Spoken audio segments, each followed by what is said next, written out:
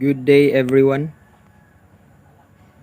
So I am Carlinhos Sarocam, and today we will discuss the application of derivative using velocity acceleration and rectilinear motion. So I have here example. So a ball is thrown vertically upward from the ground with as initial velocity of 64 feet per second. If the positive direction of the distance from the starting point is up, the equation of motion is S is equal to negative 16 t squared plus 64 t. So velocity is equals to negative 32 t plus 64. So A is equals to 32. So question A. Find the instantaneous velocity of the ball at the end of 1 second. Is the ball rising or falling at the end of 1 second? So the solution is velocity 1 is equals to 1.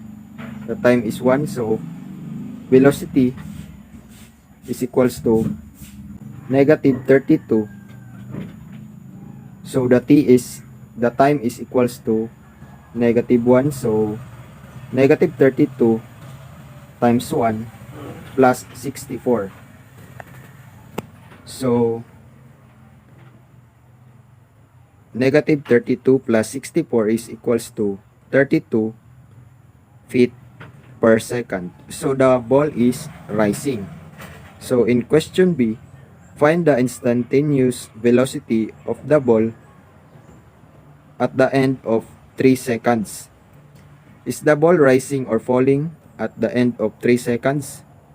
So the answer is velocity is equals to 3. So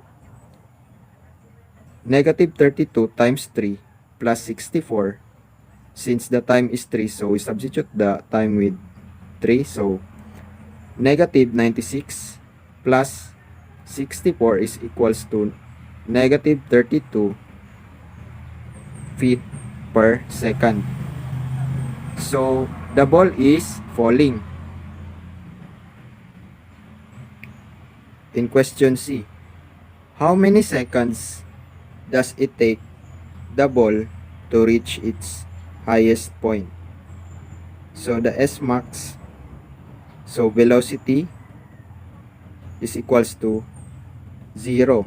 So 0 is equals to negative 32 t plus 64. So negative 64 is equals to negative 32 t. So we divide both sides by negative 32, so that we can get the t, the time. So it is equals to t is equals to 2. So that is the highest point.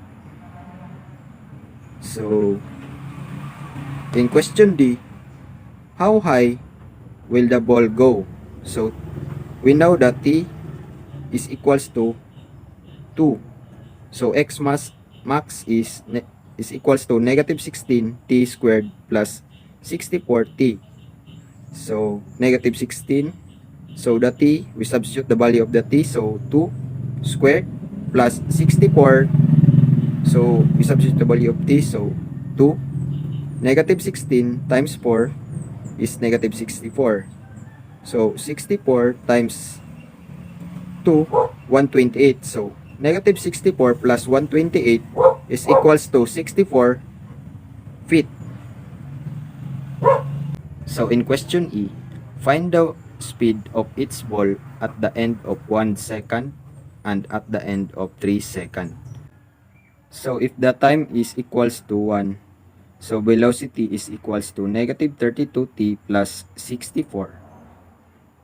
So the answer is 32.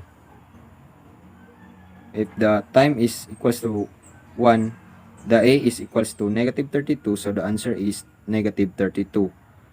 At the time is equals to 1, the speed is decreasing. The A have a different signs. If the time is equals to 3, so velocity is equals to negative 32t plus 64. So negative 32, so we substitute the value of the time, so 3. So negative 32 times 3 plus 64. So it is equals to negative 32. So if the t is equals to 3, the time is equals to 3, a is equals to negative 32, so a is equals to negative 32. At time is equals to 3, the speed is increasing since velocity and velocity and acceleration have the same signs. Question F. So how many seconds does it take the ball to reach the ground? So let S is equals to 0. So 0 is equals to negative 16t squared plus 64 is equals to negative 16t plus minus 4. So time is equals to 0 or time is equals to 4. So in question G, find the instantaneous velocity of the ball when it reaches the grounds. So velocity is equals to 4. So negative 32 times 4, substitute the value of the velocity, plus 64. So it is equals to negative 64 feet per second. So if velocity is equals to 0, so negative 32 times 0 plus 64 equals to 64 feet per seconds. So that would be all, and thank you for listening.